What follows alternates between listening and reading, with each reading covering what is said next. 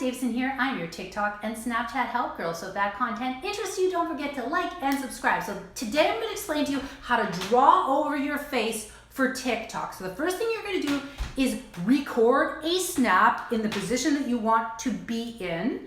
So say you're going to be like, okay, so I got to get on like a makeup brush. So then what you're going to do is you're going to hit the record button, and then you're going to just start drawing on your face where you're going to put your makeup or put a line. Okay? So we're going to hit stop.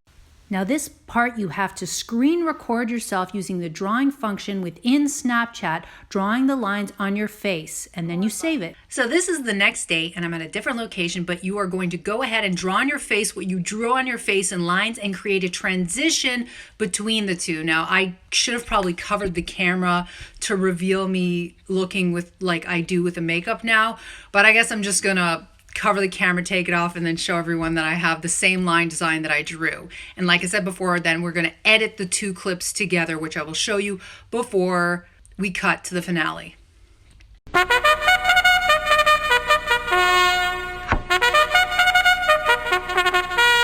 Okay, so as you can see, mine was not perfect, but you get the point.